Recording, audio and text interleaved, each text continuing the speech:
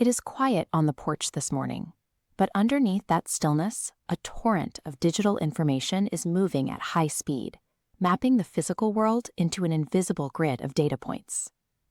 This level of detail is standard for the systems we use to monitor the world. In this NASA spacesuit, every tether and life support connection is a data stream, allowing a watchdog report to identify exactly how hardware constraints might delay a moon landing 4 years from now. Because the raw reality of these global shifts is too vast for any one person to track, we use AI agents to scrape the noise.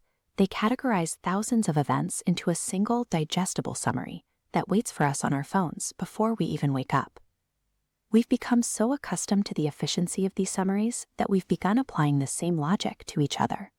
We've outsourced the slow, messy work of getting to know a person to digital profiles and curated histories, demanding a pre-scanned resume of a human being before we ever agree to meet them.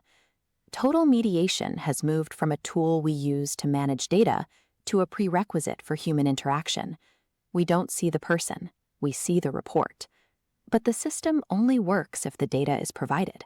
When it's withheld, the entire apparatus of modern identity stutters. Recently, 7 words appeared on a tech forum that ignored the standard rules of exchange. 2 strangers, 1 call, no names. In an environment where we usually know a stranger's job, location, and social standing before we hear their voice, stripping all of that away feels transgressive. It removes the safety net of the profile. Choosing to abandon the data profile is the most direct way to disrupt the machine we've built to categorize human value. In biology, there is a strict rule: use it or lose it. When a physical structure is shielded from its environment, it begins to atrophy. Our ability to handle the uncertainty of unmediated contact is a social muscle. And because we now use digital summaries to filter out anyone who doesn't match our preferences, that muscle is starving from disuse. We've traded the friction of the unknown for the comfort of the algorithm, but historically, that friction was exactly what kept societies from becoming brittle. In mid-century Spain, public spaces like these outdoor cafes acted as a training ground. People from different backgrounds sat within arm's reach of one another. They were forced into direct contact as citizens before they were ever categorized by their political profiles. This unmediated contact isn't a luxury, it's a vital mechanism. It allows society to process friction in person, rather than letting it ferment behind a screen. If we zoom in from the scale of nations to the individual, we find the same logic in Ralph Waldo Emerson's philosophy of connection. Emerson provided a simple, active framework for the relationship. To have a friend is to be one. He argued that true connection is an active, physical state of being present.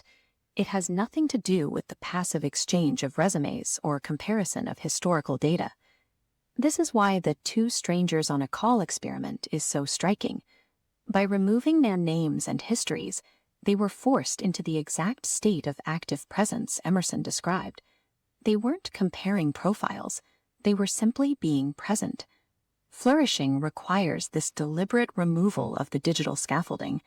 We have to be willing to be seen without the summary. Let's return to the porch, away from the global data streams and the histories of nations. There is a mockingbird in the oak tree.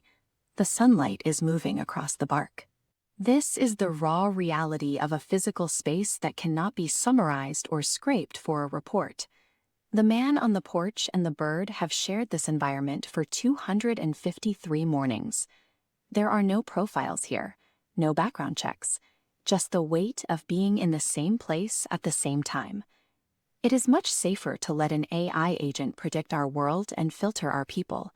Stepping outside of that digital safety net requires us to be vulnerable to whatever we might find.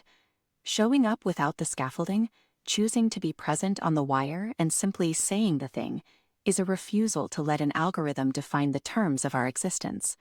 When every interaction is preceded by a data exchange, choosing to engage without a profile isn't just a different way to communicate. It reclaims the one experience the data can't replicate, the simple, unmediated reality of noticing what has been there all along.